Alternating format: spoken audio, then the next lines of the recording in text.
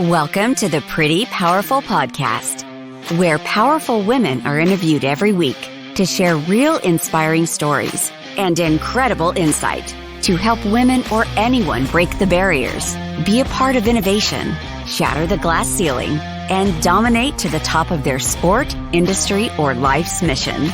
Join us as we celebrate exceptional women and step into our power. And now, here's your host, Angela Gennari. Thank you for joining us for the Pretty Powerful Podcast. This is Angela Gennari, and I have the pleasure of speaking with Stephanie Stuckey today. Welcome, Stephanie. Thank you. So I wanted to read your bio because you have an incredibly interesting past. I know that you are now the CEO of Stuckey's, but prior to that, you've had a full career in a completely different industry. Several different industries. And so I am just fascinated with your journey. So Stephanie Stuckey is the CEO of Stuckey's, the highway oasis that's been serving pecan log rolls and kitschy souvenirs to road trippers since 1937. Founded by her grandfather, W.S. Stuckey Sr. in Eastman, Georgia, Stuckey's grew to over 350 stores nationwide by its peak in the 1970s. The company was sold in 1964 and sadly declined for decades under a series of corporate owners. Fortunately, Stuckey's is now in family hands again and making a comeback with a mission to make road trips fun. Stephanie received both her undergraduate and law degrees from the University of Georgia. Go Dogs. Go Dogs. She worked as a trial lawyer and was elected to 7 terms as a state representative, ran an environmental nonprofit law firm, served as director of sustainability for the city of Atlanta, and taught as an adjunct professor at the University of Georgia School of Law. Stephanie purchased Stuckey's in November of 2019 and assumed the role of CEO at that time. Stephanie's achievements include being named one of the 100 most influential Georgians by Georgia Trend magazine and a graduate of Leadership Atlanta. She is active in her community and has served on many nonprofit boards, including the National Sierra Club Foundation, Earthshare of Georgia, and her local zoning review board. When she's not running the Stuckey's candy and pecan shelling plant in Rennes, Georgia, or the distribution operations in Eastman, Georgia, Stephanie enjoys traveling by car to explore the back roads of America and pulling over for every roadside oddity and souvenir shop along the way. I love that. Right. And that is absolutely true because I watch your LinkedIn and you have some incredible adventures and I just love it. So thank you for being here. What an incredible story. I'm delighted. So, one of the things that I think is so neat about your story is that you are the third generation of Stuckey family members to run the company, but it didn't start out as easily as it sounds. You didn't just inherit it. You guys had to fight to get it back. Well, yeah, it's a little complicated. It was out of our family hands for decades after my grandfather sold the company in 1964. Right. My dad and his business partners got it back in 1985. They were running a very successful business. Right. We're not looking to add Stuckey's to that portfolio. Okay. They had the exclusive rights to have franchise locations for Dairy Queens on the interstate highway system. Oh, interesting. Company my father founded. And they had the opportunity to get Stuckey's back. And at that point, Stuckey's was losing money. The company that had acquired it, there was a couple of corporate takeovers. They did not want Stuckey's, and it was a liability on their books. Okay. So my father got it, but it was not profitable, and he had profitable businesses. Okay. So he essentially propped Stuckey's up. He got it off of essentially a deathbed. Right. Resurrected the brand, and he paired it with his Dairy Queen. Okay. And largely the revenue and the structure, the financial structure, the human resource capacity, all of that from his Dairy Queen business helped give life to Stuckey's. Right. Fast forward 30 years, my dad sells his Dairy Queen business to Warren Buffett, who owns American Dairy Queen. Oh, interesting. I didn't know. Right? And Warren Buffett didn't want Stuckey's. Right. In a way, I'm disappointed because he would have run it really well, but if he had, I wouldn't be sitting here today talking to you. So Stuckey's was left on its own without that infrastructure to support it. And my father and his business partners at this point are all in their 70s. They just made a good chunk of change selling out to Berkshire Hathaway. They retire. Right. They leave a small but dedicated crew running Stuckey's. At that point, we did not own or operate any of the stores. Right. We did not own our distribution facility. We did not own manufacturing. So it was just a skeleton of what it had once been. And it was gradually declining and was losing money by the time I was approached. Right. So crazy journey there. Your father's franchise expertise is what kind of led Stuckey's down the road of franchising Stuckey's. Is that right? Because I remember seeing something about 65 franchise locations. Well, at its peak, there were 368 stores in Right. 40 states, and they were franchised. Okay. So my grandfather was franchising really sort of in the early era of franchising. So he Okay. came along with Holiday Inn, Kimmons Wilson, and we were talking before we went live about the incubator group that you're with. Right. That's composed of CEOs, which I absolutely love. Correct, And this network of CEOs, you see these all over the country, and it's so important. And my grandfather had that network. Yeah. And it was Young Presidents Association, which is still YPO, Young Presidents Organization. Yeah, still around. Right. Still absolutely. around. So he was friends with Kimmons Wilson Okay. of Holiday Inn, and that was franchised. So he was sort of around in that era. Okay. Colonel Sanders, I would love to say he knew him. He did not. He Right. did know the Waffle House founders. He knew Okay. Joe Rogers Sr. Wow. So it's fascinating to me that sort of this early era of franchising, they knew each other. So it was franchised, but by the time my dad got it, really was not in good shape. Okay. And again, it was not the profit driver for his business. Dairy Queen was extremely successful. So he focused, rightfully so, on what was earning revenue. Right. And then when left without that support system in place, Right. Stuckey's began to decline. And there were 68 stores when I took over. And like you said, I it was not your typical third generation Right. acquisition. I did not inherit the brand. I did not grow up in the company. Right. I'm number 4 of 5 kids. I was not groomed to be the pecan log roll heiress. Right. So it's an atypical path. I bought the Absolutely. company, and I joked that I had to learn from the top down Yeah. instead of from the absolutely. bottom up, which the way you should do it is Right. from the bottom up. Absolutely. You should start as a stock clerk and Yeah. learn Absolutely. the business and know the ropes. But no, I came in day one as CEO, not having a clue Yeah. how to do just about anything. But you made a really smart acquisition early on. Yes. And that has helped tremendously, I imagine, just in bringing in the right expertise and in broadening your depth or broadening your scope of what you can produce, which is the pecan log rolls and the, you have, is a pecan farm? Is that what it was? No, so close. Right. I brought in a business partner and we jointly owned the company. That was a Okay. very deliberate decision Mm-hmm. that we are equal in the company and we really do share in how we run the company and how we own the company. Right. So he is a pecan farmer by training, third generation, Right. and Saw that. he brought that expertise to the table. But the pecan farm is not part of the corporation. Okay. What we own, he has a healthy snack nut company, Front Porch Pecan. So that came under the umbrella of Stuckey's, and he's got a portfolio of business clients, and Whole Foods, for example, has Right. sold his products. So sort of in the health food market. Okay. And then we have not so healthy, but Right. certainly delicious candy treats. Right. And so we merged our two companies, and I joke, at the time, we both had negative EBITDA for our companies. So we really had to go back and forth on how do you evaluate these two companies and how do we figure out the merger. It was quite the learning experience. But jointly, we bought an existing pecan shelling, pecan candy, and fundraising business all under the same ownership. Okay. And we merged all those companies into one a year ago. Wow. That brought on the manufacturing capacity. Wow. That's been a game changer. So the company went from operating 3 figures in debt to, we just finished out 2021, a little over 2 million net. Wow. Congratulations. What a huge turnaround in a short amount of time. In a short time. And a huge part of that Yeah. is attributed to acquiring a profitable company Right. Right. that right. was manufacturing the product that we made. And I'm a huge believer that manufacturing is part of growing our economy. Absolutely. So it's not just growing our business.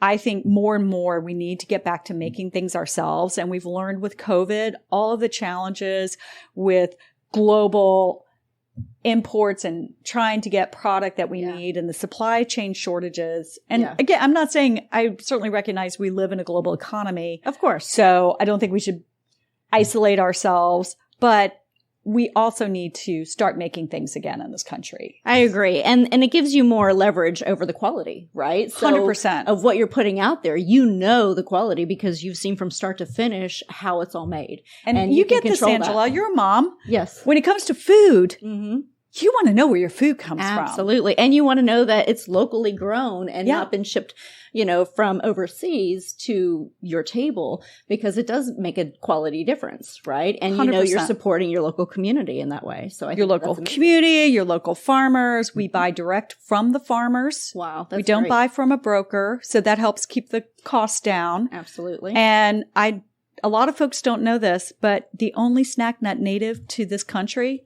is the pecan. Really? Yes. The only snack tree nut. I had no idea. So cashews aren't even grown here. Almonds, pistachios, not native to the U.S. Brazil nut, clearly not native by its name. Right. Peanut is a legume. So it doesn't count as a tree nut. And so we're the snack nut native to this country. Over 80% of the world's production is in the U.S. Interesting. And the number one pecan producing state, we're in it right now, Georgia. Oh, nice. We're not the peach state. I love peaches, but we're number 3 in peaches. we're the pecan state. So I say all that to say, when you're trying to revive your company or you're trying to start a company from the start, look at what your assets are. Right. What is your strong suit? Do more of that. And what isn't your strong suit? Don't do that. Right. Let it go. Right. So we're known for the pecan log roll.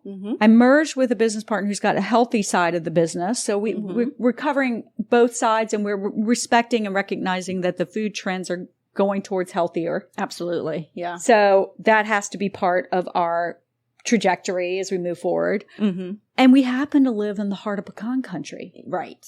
Okay. So you're saying pecan. So the age-old debate, is it pecan or pecan? I say both, actually. I slip back and forth, and I often listen to what the person says with whom I'm talking. Right. But my grandfather would say they're pecans when you pick them, oh, pecans when you sell them. Interesting. And I think it's mostly because we're from middle Georgia. Sure. I naturally will say pecan, and when I say that, it's suddenly I'm saying y'all and or yonder and I'm funny. Fixing to, and the South Georgia comes out of me, and I think sometimes people's impressions of me is suddenly, I don't know. But maybe I should just embrace that. After all, our brand is known for selling ashtrays shaped like toilets to say, put your butt here. So I might as well just embrace the Southern embrace the kitschy. Redneck, my inner redneck. Be proud of it. Yeah. I love it. Own it. And pecan. It's a pecan. So one of the things that I love about your brand and what your grandfather built through the years, and I remember as a kid driving and seeing all the billboards. Yes. Your grandfather was genius because he didn't just form Stuckey's roadside. And this, I read the story and it's fascinating. He started it with $35 that he borrowed from his mother and a borrowed truck. That's right. And his idea was he was going to go to local farmers, buy pecans, and sell them in a little roadside stand. Yeah. And he did so well with it. He started doing, he would go and find honey, and he would have his wife Ethel, which by the way is my great grandmother's name, and I never hear that, and I love that name. Oh wow! So, and I know that your name is Ethel, and I got so excited when I saw that. It's an oldie timey name. I love it. Yeah, I Ethel love Stephanie. It. Yes. Well, and my great grandmother's name was Ethel, and I adore her. She walks on water. So I love it. I love it. It's a great name. So Ethel, Maud, Hazel, those old names, Mildred. So classic. I love it. Yes, we need to bring them back. Absolutely. My daughter is grateful though that I did not name her Ethel. I did not carry on the family tradition. But Ethel used to make candies. And that's where the pecan logs came from. Is that right? Yeah. So she would it was her bridge club. Yeah. My grandmother's bridge club. Became the candy making club. My grandfather got the idea one day that he would sell candy and he interrupted her bridge game and said, Ethel, we got to make candy. And she looked around at her sisters, Hazel Pearl, Oh, I love it. Birdie, trying to remember, Ruth, Uh-huh. and they all got in the kitchen. Oreen, I Mhm. had great aunt Oreen, and they figured out how to make pralines, divinity. The pecan log roll actually came later. There, I said it, pecan. And the production started ramping up. And so for the first few years of Stuckey's, before we really got a manufacturing facility, and the first manufacturing facility was a bunch of Bunsen burners in a warehouse. He really bootstrapped it. He really did. Yeah. And it's amazing what he's been able to build, because he took it and, the depth that you were talking about with bringing manufacturing in, he did that. But he also bought the sign company so that he could put billboards everywhere. He vertically integrated. He really understood the concept of building a business, having a vertical, Control the cost, control the operations. Yes. And I mean, he mastered that. So there's no surprise that he was so successful in his lifetime with Stuckey's. And it's sad, that the corporations came along. And I think that they failed because they didn't have the heart. It wasn't the heart that your grandfather had for the business that really, because he really, you could tell that this was just a passion. And I want to read this quote from him because it is just so telling about the brand. It says, "Where every traveler is a friend. If unthinkingly you render a disservice to a neighbor, all is not lost. You can see him or her again soon and make amends. But should a traveler leave one of our shops with a feeling of dissatisfaction, then we can indeed despair. The traveler is gone. With them, it has also gone their respect for you and for the company you represent. And it is not likely that any of us ever again will see him or her in order to make things right." Right? I love that. There's because so you many had one nuggets chance. there, that are relevant today. Right. So it's interesting because he was around the 1930s and 40s. And when I bought Stuckey's, I did not have a business background. Right. The one thing I did get, in addition to the debt, Right. and thank God I got the trademark, but I got a box of his papers that had not been opened in over 50 years. Wow. It was like opening a time capsule. And I found that quote. I found his papers. I found how he built the business. And there are nuggets that can be extracted that are still relevant today. Yes. Maybe it's slightly different. Maybe you're not going to advertise by billboards. Maybe you're going to do Google ads instead. But the concept of integrating your businesses so you control as many of the core aspects as possible. He did that. The concept that you usually just get one shot at that first impression with the customer. And if you blow it, you don't get that. It's not like your next door neighbor who you're going to see again and you can go over and bring them a casserole and apologize, whatever. Right. They're gone, especially if you're in the interstate business. Right. They're off to the next exit. And they're not going to stop. They're not stopping again. So always keep that first impression in mind when you're in business. And then the branding, the billboards. He said at one point, and I found this in his papers and I just loved it, that he had almost as much money in inventory for billboards as he did for candy. Wow. Now, I don't know if that's actually true, but just the fact that he said that. Right. And he said that he had so many billboards, he lost track of them. Mm-hmm. Absolutely. Yeah. And so that's what you've got to do. You've got to brand. Mm-hmm. Well, and Stuckey's has seen so many changes. I mean, if you think about how long ago your grandfather started the business, and the first decline was about sugar rationing. That's right. After World War II. So I mean, we talk about having to overcome COVID and having to overcome, and yes, these are major issues, major milestones that we're having to overcome, and global tragedies. But the sugar rationing after World War II nearly killed his candy business, and the gas rationing, People weren't traveling by car. Right. And then the railroad. So the railroad developed, and now they weren't taking road trips. They were taking, railroad now from East Coast. Well, what really killed us was the airplane. Yeah. Yeah. And, obviously plane travel was around in the 40s, 50s, and 60s, but it wasn't affordable. Right. And it became affordable in the 1980s with the Airline Deregulation Act. So Stuckey's have been sold at that point, but that's part of our downfall under other corporate hands. Yeah. Because people just weren't traveling by car. But absolutely, he had a terrible setback during World War II. And he had another big setback when the interstate highway system came along and it bypassed all of his stores. And the big picture here to tease out is that if you are in an intergenerational business, a business that's been around 50 plus years, you know that these outside factors that are completely out of your control, you can't control if there's rationing, you can't control if there's a pandemic, you can't control if there's an oil embargo. They're going to happen. And it's the trend that you look at. You don't look at these short-term ups and downs. You're in it for the long haul. And I think too often private equity, right now I'm just going to bash private equity because I have not had a good experience trying to pitch to them and I've decided it's not a fit for us. And that's okay. It's okay. I did the same thing. It wasn't a fit for me. And they may be a wonderful fit for if you're in a different position, but it's not a good fit for our brand.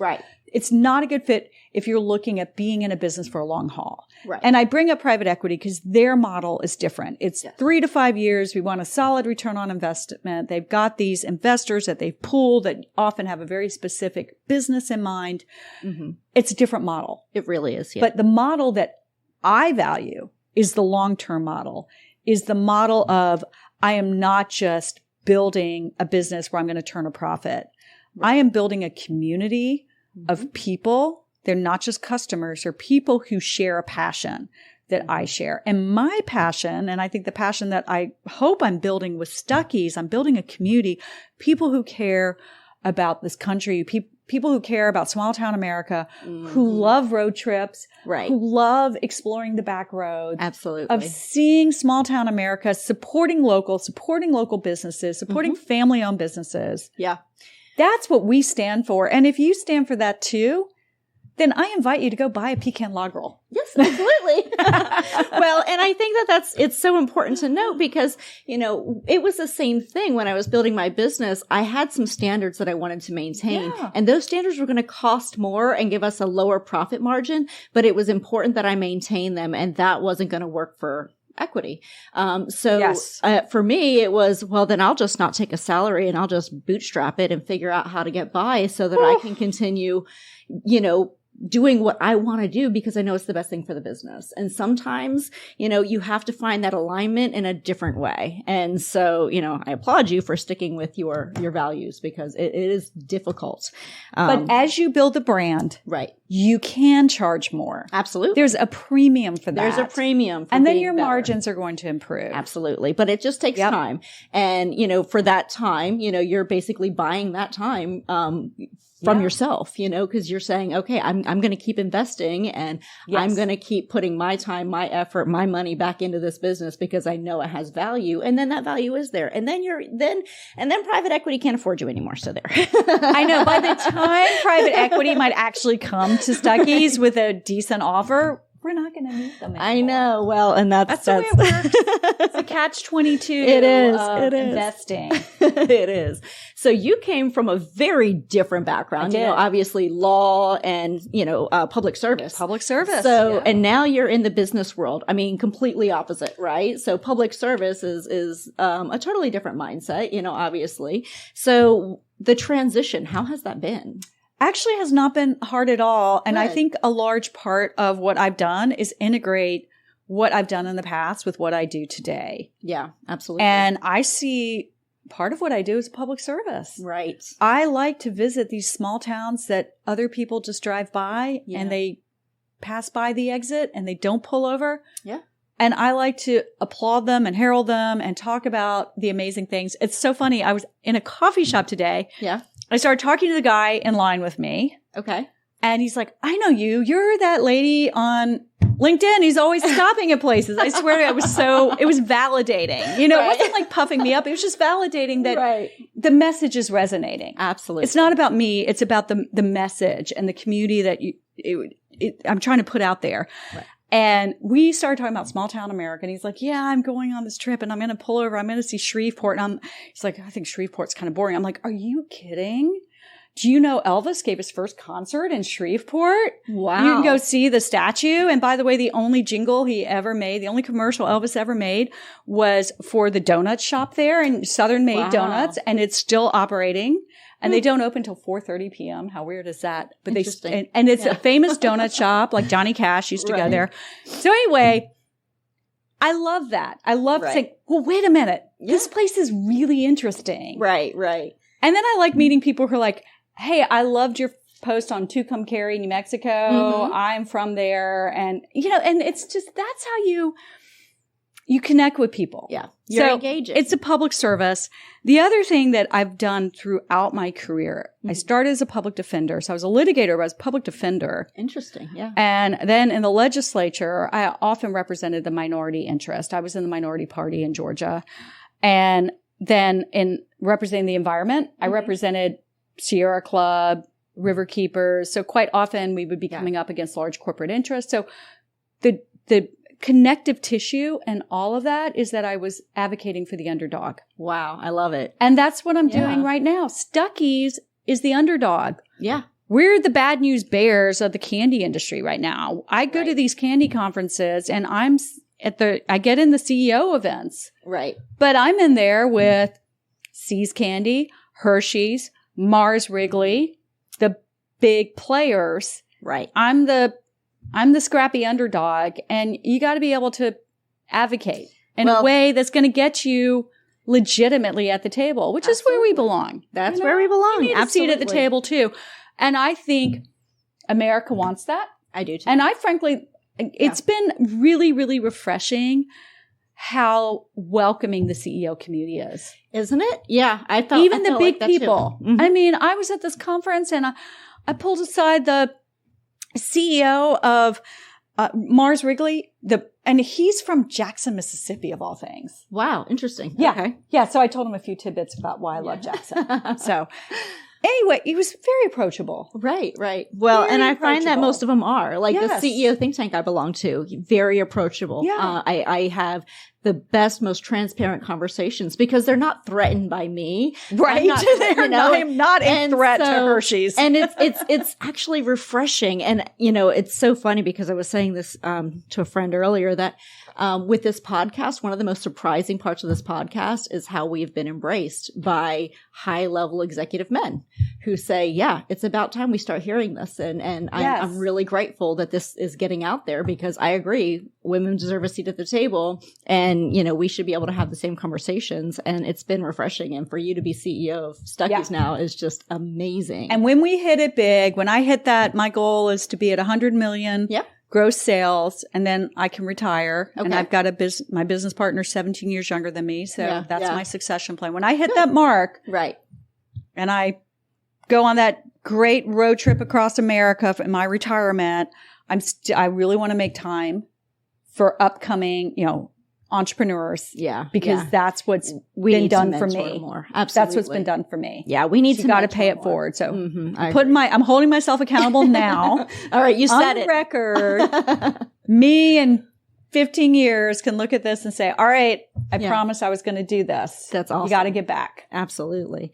So let me ask you this, because I feel like this is an important question, especially with everything that you've had, going on over the past, since 2019, but well before that.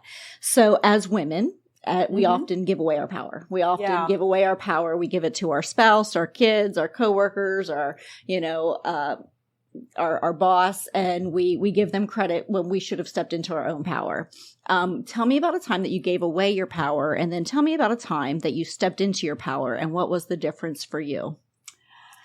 That's such a fascinating question. I have been fortunate in that my career, I have had lots of opportunities to build consensus. Yeah. And I think that started early on. I was fresh out of law school. I was in Athens, Georgia. I practiced law there for 2 years. That's where I started my legal career. And I got approached to be president of the local League of Women Voters. Nice. Okay. And I was so flattered that they asked me. And I found out much later on that I was like the 12th person they asked.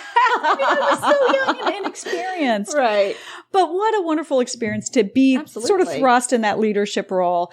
And I bring that up because if you've ever been involved with the League of Women Voters, they're nonpartisan. Okay. And their entire model is consensus building.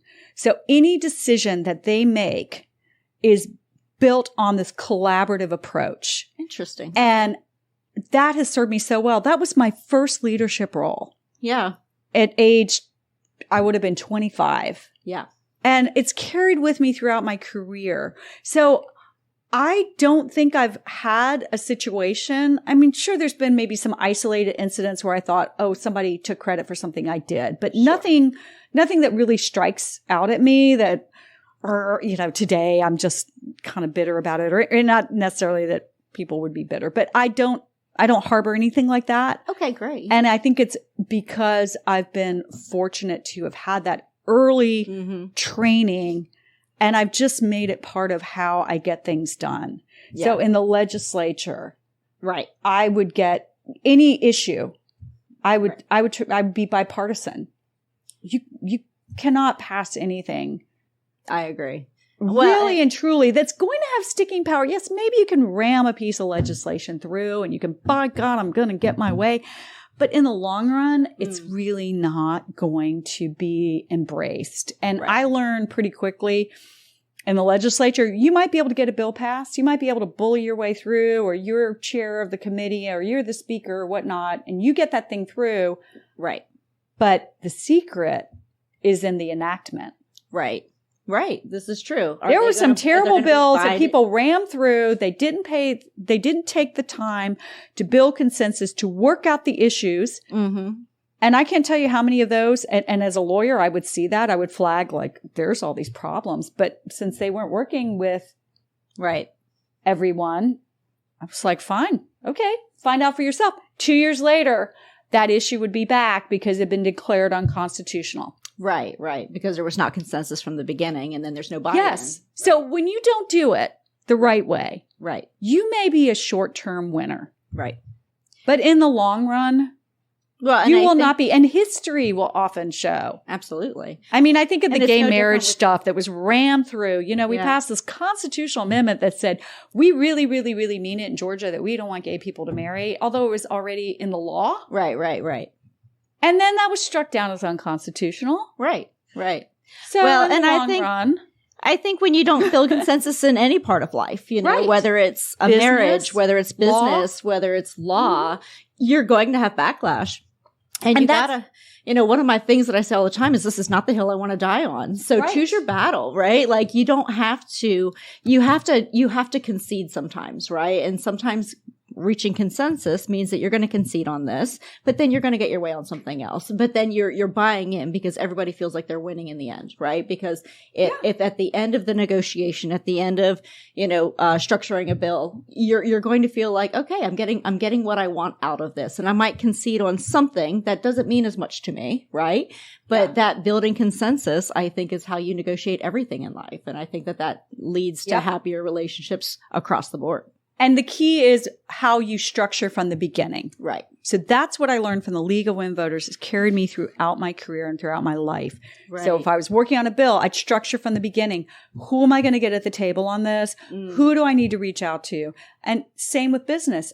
Yeah. From day one, my business partner and I decided we were going to share power. Right. We were going to share responsibilities. We were going to share the finances. And we put in place a structure that would foster that sharing, I was going to say mentality, but culture, I think is the better word. Right.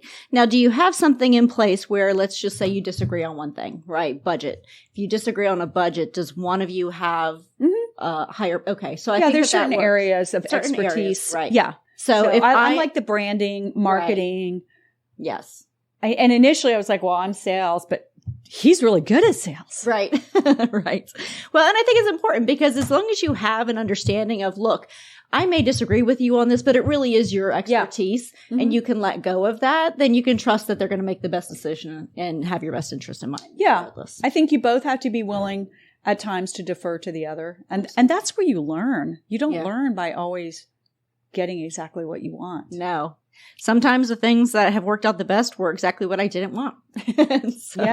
Yeah, sometimes you learn.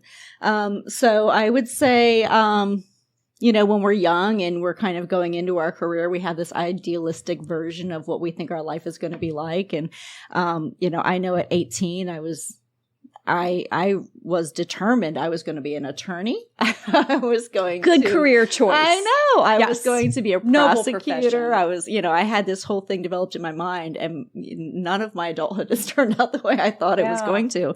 And I wish I could tell myself at 18, it's going to be okay if you don't. What would you tell your 18-year-old self? Yeah, I think it's going to be okay. I think one of the challenges I remember, especially when I was young, was I had a fair amount of anxiety about succeeding. Yeah. And I think this is definitely something, if you're a CEO, is part of your DNA. There's a reason why you're a CEO. Right.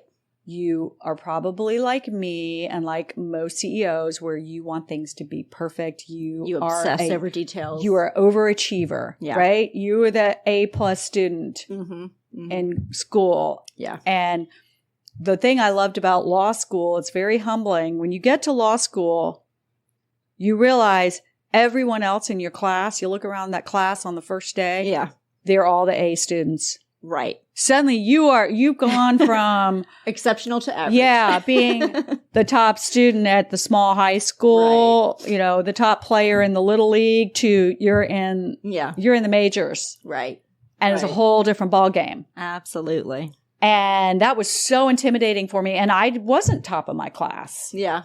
I was in the bottom part of the top third, but I did, I was not the top 10. Right. And so it taught me a little grace. Mm-hmm. So I think give yourself some grace. Mm-hmm. Recognize that perfection isn't all it's cracked up to be. Yeah, I agree with you. And the hardest lesson, and I'm only just now learning it, and I would definitely tell my younger self, treasure the failures. Yes. Yeah. I never wanted to fail, and I always wanted to have, I wouldn't say necessarily the easy path, but the path of familiarity because I knew I could succeed. Right. But you don't learn. No, I agree. And that's the good stuff. One of my favorite online mentors, I don't know him.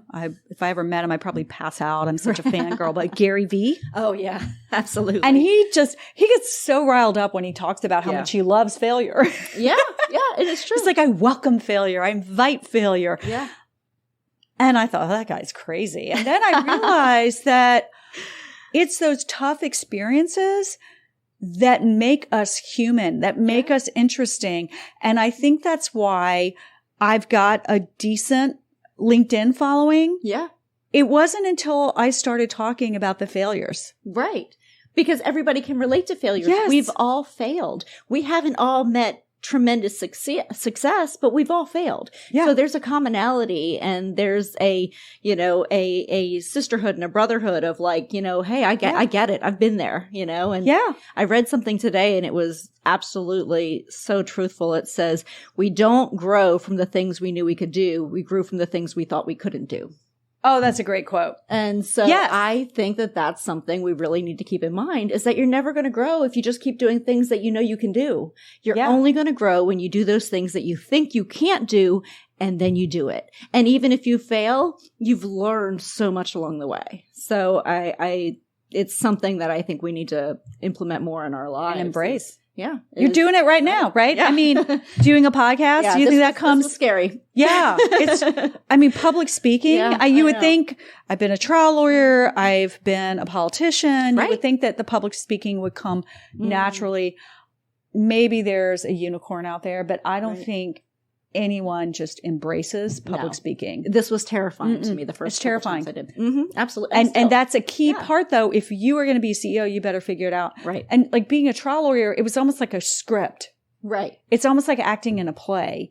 You have very specific roles. There's very specific rules.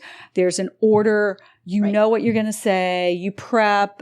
Of course, you've got to figure out the cross exam and the direct exam. There's an art to that, but there's a structure to it. Right.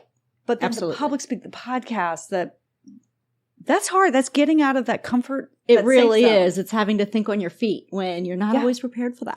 It's tough. I did do that. I did learn that with being a trial lawyer. Right. You have to constantly Yeah, absolutely. be, and that is something I would also advise myself, be in the present moment. Yeah, right. Don't beat yourself up over the past. Right. It's over. Mm-hmm. And then don't obsess over the anxiety of the future. Right. When it happens, right. Deal with it. Be present, and that way you can learn, you can grow, you can right. figure respond out respond to it, but don't react. It's that anxiety of, well, if this happens, then I'll do this and that happens, blah, blah, blah. Well, why don't you just think about where you are right now? Right. Absolutely. That's the only thing you really can control is what's happening right here, right now. Absolutely. 100%. And that teaches you to think on your feet because Yeah. you are 100% present. Yeah, absolutely. So what inspires you? What inspires you today?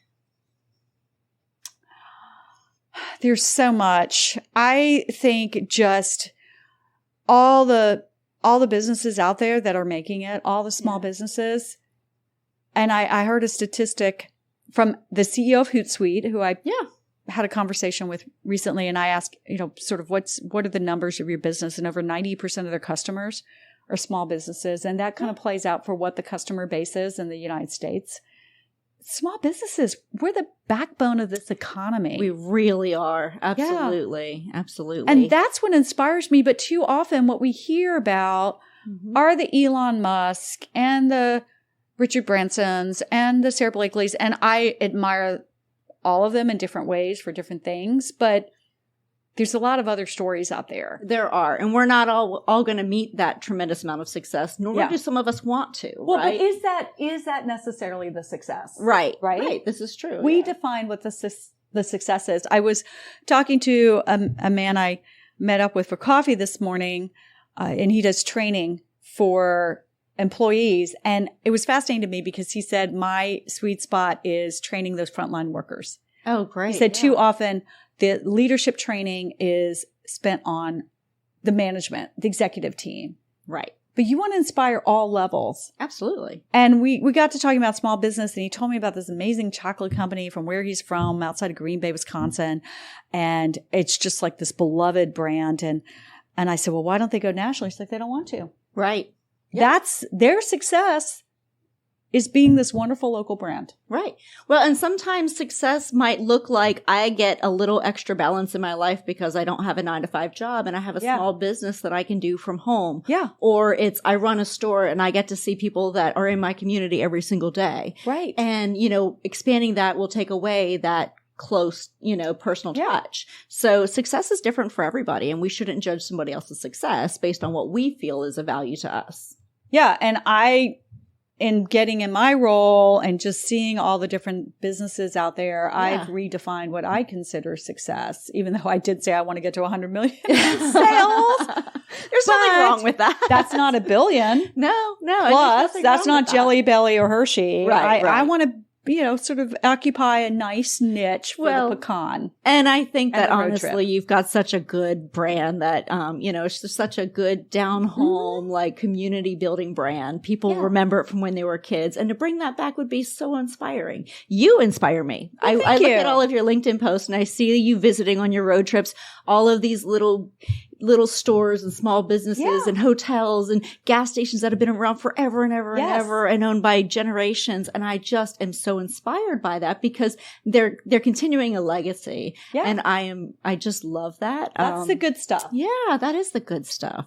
So one last question. What do you wish more people knew? And you can answer it however you want. So what do you wish more people knew? I wish more people knew that, well, like I just said, most businesses in America are small businesses. Yeah, yeah. And I think there's this sense of business being very corporate-y and being very profit-driven, and there is definitely that. Right. But when you're actually in it, there's so many fascinating people. When I would never have gone into business had it not been my family business that I had the opportunity to buy. Right.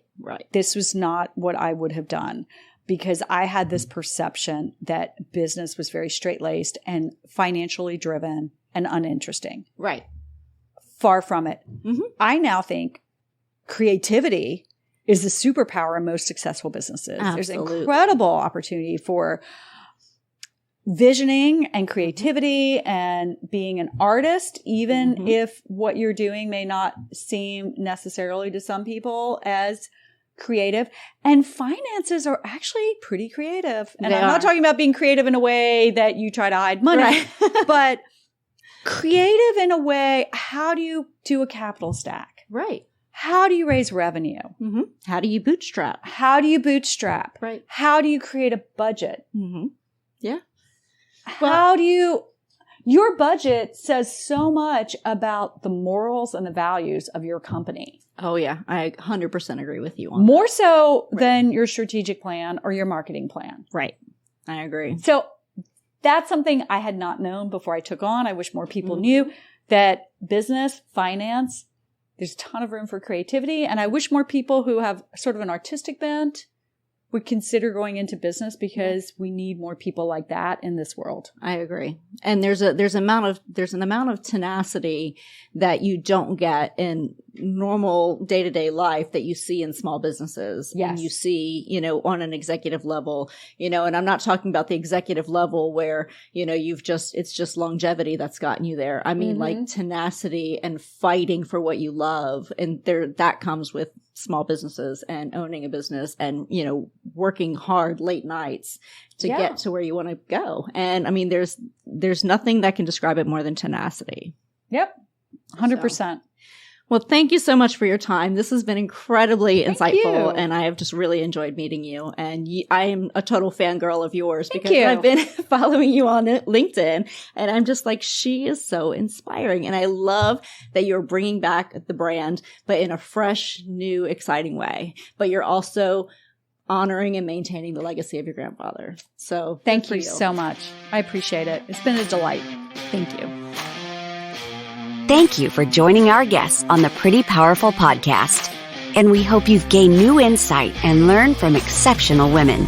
Remember to subscribe or check out this and all episodes on prettypowerfulpodcast.com. Visit us next time. And until then, step into your own power.